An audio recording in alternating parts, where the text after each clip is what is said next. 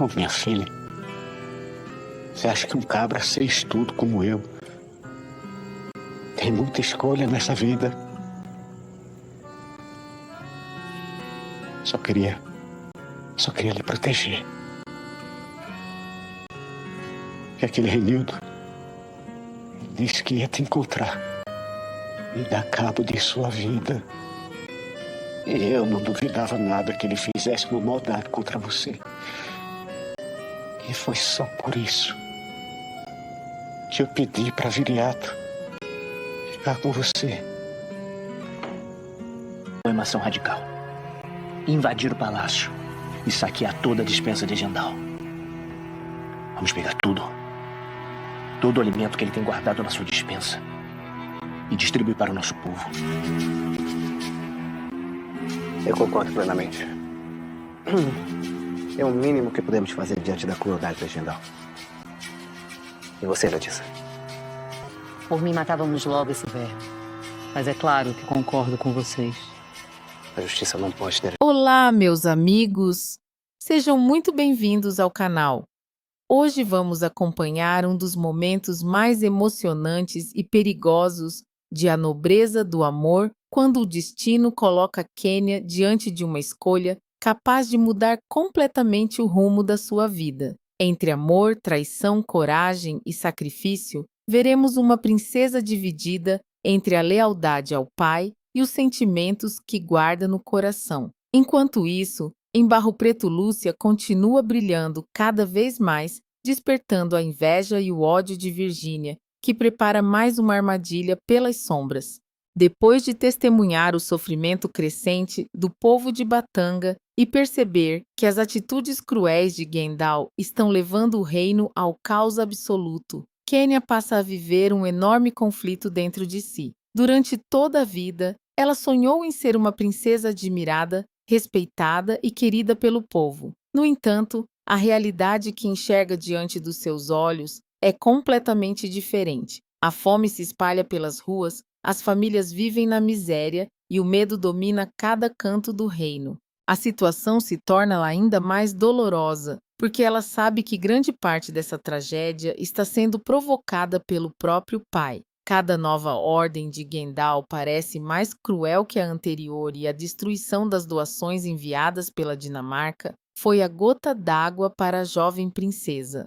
Tomada pela tristeza, Kenya se afasta dos salões do palácio para tentar organizar os próprios pensamentos. Porém, o destino prepara uma surpresa que faz seu coração disparar. De forma completamente inesperada, ela reencontra Dam. Por alguns segundos, os dois permanecem imóveis, olhando um para o outro, como se o mundo inteiro tivesse desaparecido ao redor deles. O guerreiro, que ela nunca conseguiu esquecer, está ali, diante dos seus olhos. E naquele instante, fica evidente que o sentimento continua vivo dentro dos dois. Mas a emoção dura pouco. Antes que qualquer conversa possa acontecer, o perigo surge de forma repentina. Pascoal aparece armado e desconfiado, observando tudo ao redor com extrema atenção. Dum precisa se esconder imediatamente para evitar ser capturado, enquanto Kenya se vê diante da decisão mais importante da sua vida. Pascoal estreita os olhos e pergunta se ela viu algum suspeito por perto. Bastaria uma única palavra para condenar Dam à morte. Mas pela primeira vez, Kenya escolhe enfrentar o próprio medo. Ela respira fundo, controla o nervosismo e responde com firmeza: "Não vi ninguém por aqui." Você deve estar enganado. A mentira salva Dam. Pascoal vai embora sem encontrar provas, mas permanece desconfiado. Quando finalmente fica sozinha, Kenya leva as mãos ao peito e percebe a gravidade do que acabou de fazer. Ela acabou de proteger um homem procurado pela coroa. Ela acabou de desafiar o próprio pai. E, acima de tudo, acabou de admitir para si mesma que continua amando Dam. Enquanto isso, no esconderijo da resistência Dam, não consegue parar de pensar no que aconteceu. A Kim percebe imediatamente que existe algo diferente no comportamento do amigo e decide insistir até descobrir a verdade. Depois de muito refletir, Dan finalmente revela o motivo da sua inquietação. Kenia salvou a minha vida. A revelação deixa Akin completamente surpreso. Afinal, se a filha de Jandal foi capaz de arriscar tudo para proteger um rebelde, talvez ela esteja começando a enxergar a verdade sobre o próprio reino. Mesmo assim, Dan prefere agir com cautela. Ele sabe que a situação é muito mais complicada do que parece. Kenia continua sendo filha do homem mais poderoso e perigoso de Batanga, e qualquer passo em falso pode custar a vida dela. Apesar disso, ele não consegue esconder a gratidão que sente. Lá no fundo, também não consegue impedir que o amor volte a ocupar espaço dentro do seu coração. Enquanto a tensão aumenta em Batanga, a vida segue movimentada em Barro Preto. Lúcia continua totalmente dedicada à organização do grande desfile do Grêmio Recreativo. Com muito entusiasmo, ela percorre a cidade convidando mulheres simples e trabalhadoras para participarem do evento. Sua proposta encanta a população porque ela deseja transformar pessoas comuns nas grandes estrelas da passarela. A iniciativa recebe elogios por todos os lados e faz o nome do ateliê ganhar ainda mais prestígio. Porém, nem todos estão felizes com esse sucesso.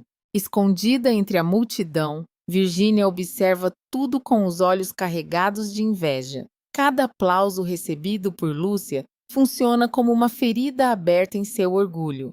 Ela não suporta ver a rival conquistando cada vez mais espaço, carinho e reconhecimento. E o pior para ela é perceber que ninguém mais acredita em suas falsas intenções. Mesmo tentando se aproximar de Lúcia com um discurso de arrependimento e mudança, a costureira continua desconfiada. Algo dentro dela diz que Virginia está preparando mais uma armadilha. E desta vez, Lúcia decide permanecer em alerta máximo. Sem imaginar, Virginia está prestes a descobrir que sua máscara de boa moça já começou a cair. E quando a verdade finalmente vier à tona, o vexame será muito maior do que ela consegue imaginar. A tensão continuava crescendo em todos os cantos. Enquanto Batanga vivia dias sombrios sob a tirania de Gendal em Barro Preto, outra batalha começava a ganhar força nos bastidores. Não era uma guerra de espadas nem de exércitos, mas sim uma disputa marcada pela inveja, pela ambição e pela incapacidade de aceitar o sucesso alheio. Depois do reencontro emocionante com Kenia, Dan permanecia inquieto. Embora tentasse manter a mente focada na resistência, a imagem da princesa não saía de seus pensamentos. A coragem que ela demonstrou ao protegê-lo diante de Pascoal tinha mexido profundamente com seu coração. Akin percebeu que o amigo estava diferente e decidiu conversar novamente com ele. O líder da resistência sabia que sentimentos mal resolvidos poderiam se transformar em uma enorme vulnerabilidade em tempos de guerra. Dun, então, confessou que estava preocupado não apenas com a própria segurança, mas principalmente com o destino de Kenia. Afinal, se Gendal descobrisse que a filha havia mentido para proteger um rebelde, as consequências poderiam ser devastadoras. Akin ouviu tudo em silêncio e respondeu com prudência: se ela realmente escolheu proteger você, isso significa que está começando a enxergar a verdade. Mas não podemos esquecer que ela ainda vive dentro do palácio. As palavras fizeram Dan refletir ainda mais. Ele sabia que o caminho seria longo e perigoso. Mesmo assim, pela primeira vez em muito tempo, uma pequena esperança surgia dentro da resistência. Enquanto isso, Kenia enfrentava sua própria batalha, uma batalha emocional. Sozinha em seus aposentos, ela revivia cada segundo do encontro com Dan. O medo de ser descoberta misturava-se com a felicidade de tê-lo visto novamente. Pela primeira vez, ela admitia para si mesma que já não conseguia defender as atitudes do pai. As imagens do povo passando fome, das doações queimadas e das perseguições violentas continuavam assombrando sua consciência. A jovem começava a perceber que a verdadeira nobreza não estava em uma coroa, mas sim na coragem de lutar pelo que é justo. Em Barro Preto, o clima também era de intensa movimentação. O desfile promovido por Lúcia ganhava proporções cada vez maiores. Mulheres de diferentes bairros aceitavam participar do evento, encantadas pela oportunidade de representar a cidade em uma iniciativa tão especial. A proposta da jovem costureira conquistava o coração da população justamente porque valorizava pessoas simples, trabalhadoras e muitas vezes esquecidas pela sociedade. Ao lado de Teresa e Niara Lúcia trabalhava sem descanso para que tudo saísse perfeito. Mas por trás dos sorrisos e da animação, ela continuava extremamente desconfiada de Virgínia. A visita inesperada da rival e a súbita mudança de comportamento pareciam artificiais demais para serem verdadeiras. Durante uma conversa reservada com a família Lúcia, decidiu compartilhar suas preocupações. Niara imediatamente concordou com a filha. Para ela, Virgínia jamais havia demonstrado qualquer sinal real de arrependimento. Teresa também demonstrou preocupação e afirmou que toda aquela história tinha cheiro de armadilha. Mesmo José, tentando acreditar que as pessoas poderiam mudar, ninguém conseguia ignorar o histórico de maldades acumuladas pela jovem mimada. Lúcia, então, tomou uma decisão importante. Ela não expulsaria Virgínia do evento, mas também não lhe daria liberdade suficiente para agir sem ser observada. A partir daquele momento, cada passo da rival seria acompanhado de perto. Mal sabia Virgínia que seu plano já começava a desmoronar. Na companhia de Sebastião, ela revelava seu verdadeiro rosto. Longe da encenação que apresentava diante de Marta e dos moradores da cidade, a jovem deixava escapar toda a raiva que carregava dentro de si. Eu não vou descansar enquanto não destruir a felicidade da Lúcia. Sebastião ficou assustado ao ouvir aquelas palavras. Ele já havia testemunhado muitos acessos de inveja da garota, mas agora percebia algo ainda mais perigoso. Virgínia não estava apenas com ciúmes, ela estava completamente obcecada. Quanto mais via Lúcia crescer, mais perdia o controle sobre si mesma. E justamente por causa dessa obsessão, começava a cometer erros cada vez maiores. Enquanto isso, outra história emocionante ganhava força na cidade. Salma recebeu oficialmente o convite para participar do desfile e ficou radiante com a oportunidade. Pela primeira vez, ela sentia que poderia mostrar ao mundo quem realmente era. No entanto, sua felicidade durou pouco. Ao descobrir seus planos, a família impôs uma condição extremamente injusta. Ela só poderia desfilar caso o homem com quem estava prometida concordasse. A notícia caiu como uma bomba. Salma sentiu como se sua própria vida estivesse sendo controlada por outras pessoas. Com lágrimas nos olhos, ela desabafou com Lúcia e revelou o quanto se sentia presa a tradições que já não faziam sentido para ela. A costureira ficou profundamente indignada. Para Lúcia, ninguém deveria ser obrigado a viver um destino imposto por terceiros. Ela prometeu apoiar a amiga e ajudá-la a conquistar sua liberdade. Sem perceber, o desfile estava se transformando em algo muito maior do que um simples evento de moda. Ele começava a representar sonhos, independência, coragem e transformação. E isso fazia com que ainda mais pessoas se unissem ao projeto. Ao mesmo tempo, em um canto distante da praça principal, Niara recebia uma visita que mudaria completamente o rumo dos acontecimentos. Dr. Onildo apareceu trazendo um jornal nas mãos. A matéria falava detalhadamente sobre Batanga, sobre o golpe de Estado e sobre o sofrimento do povo. Quando ouviu aquelas informações, Niara sentiu um frio percorrer sua espinha. Pela primeira vez, ela teve a sensação de que o médico estava perigosamente próximo da verdade. E naquele instante, um novo medo nasceu dentro do seu coração. A conversa entre Niara e Dr. Onildo continuou ecoando em sua mente durante todo o restante do dia. Enquanto o médico falava sobre a reportagem publicada por Nilo Peçanha e demonstrava enorme interesse pela situação política de Batanga, a mãe de Lúcia sentia o coração acelerar a cada palavra. Ela tentou manter a calma e agir com naturalidade, mas por dentro estava profundamente inquieta. Há muito tempo ela vivia escondendo sua verdadeira identidade e protegendo a filha de qualquer ameaça ligada ao antigo reino. Agora, pela primeira vez, surgiu a sensação de que alguém poderia estar começando a ligar todas as peças daquele quebra-cabeça. O que Niara ainda não conseguia perceber era que Onildo não se aproximava por interesse político nem por suspeita maldosa. O médico admirava sua força, sua bondade e sua dedicação à comunidade. Seu interesse era sincero e nascia de um sentimento cada vez mais forte que crescia dentro dele. Mesmo assim, o medo falava mais alto.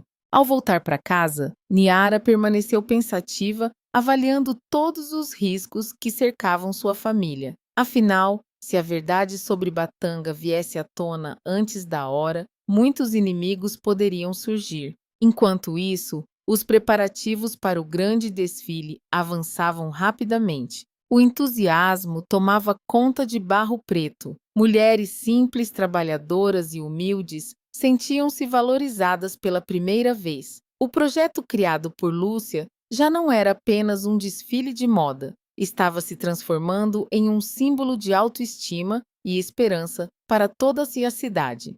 Por onde passava a costureira, recebia palavras de carinho e incentivo. Cada vestido preparado carregava dedicação, talento e amor. Esse sucesso crescente, porém, causava um efeito devastador em Virgínia. Quanto mais Lúcia brilhava, mais a rival afundava em sua própria inveja. A jovem continuava fingindo simpatia diante de todos, mas sua máscara começava a se apresentar rachaduras perigosas. Em uma conversa reservada com Sebastião, ela deixou escapar toda a amargura que carregava. Eu não vou permitir que essa garota tenha tudo enquanto eu fico assistindo de braços cruzados. Sebastião tentou fazê-la enxergar a realidade. Lembrou que Lúcia havia conquistado tudo através de esforço, trabalho e honestidade. Mas aquelas palavras entraram por um ouvido e saíram pelo outro. Virgínia já não enxergava a realidade. Ela estava completamente dominada pela obsessão. O mais perigoso era que sua necessidade de destruir a rival começava a superar qualquer limite de bom senso. Sem perceber, a própria vilã caminhava em direção a uma armadilha criada por ela mesma. Enquanto isso, em Batanga, a resistência comemorava discretamente a vitória conquistada após o roubo dos mantimentos do palácio. A comida recuperada estava chegando às mãos do povo faminto, devolvendo um pouco de dignidade às famílias que haviam sido abandonadas pelo governo tirano. Entretanto, a alegria durou pouco. A reação de Gendal foi ainda mais cruel do que todos imaginavam. Consumido pela raiva e pela humilhação, o rei declarou uma verdadeira guerra contra qualquer pessoa que demonstrasse simpatia pela resistência. Ordens violentas começaram a ser espalhadas por todo o reino. Soldados passaram a vigiar ruas, mercados e vilarejos. A população vivia cada vez mais aterrorizada. Mas o que Gendal não compreendia era que o medo já não era suficiente para controlar o povo. A cada nova injustiça, surgiam mais pessoas dispostas a lutar. A cada nova crueldade, aumentava a revolta contra o tirano. E entre aqueles que começavam a se afastar do rei, estava justamente sua própria filha. Quênia já não conseguia defender as atitudes do pai. A jovem princesa observava tudo em silêncio, mas dentro dela acontecia uma transformação profunda. O amor por Dan, a compaixão pelos inocentes e a indignação diante das atrocidades estavam mudando completamente sua forma de enxergar o mundo. Sem perceber, ela caminhava lentamente para o lado da resistência. E quando esse momento finalmente chegasse, Gendal enfrentaria a maior derrota emocional de sua vida. Porque não existe golpe mais doloroso para um tirano do que perder a confiança da própria filha. Ao mesmo tempo, Dam continuava focado na missão de libertar Batanga. Mesmo carregando sentimentos cada vez mais fortes por Quênia, ele sabia que não podia permitir que suas emoções colocassem a resistência em risco. A batalha ainda estava começando. Novos confrontos se aproximavam. Novas alianças surgiriam. Novas traições também estavam prestes a acontecer. E tanto em Batanga quanto em Barro Preto, o destino começava a preparar uma sequência de acontecimentos capazes de mudar completamente a vida de todos os personagens. De um lado, uma princesa dividida entre o sangue e a justiça.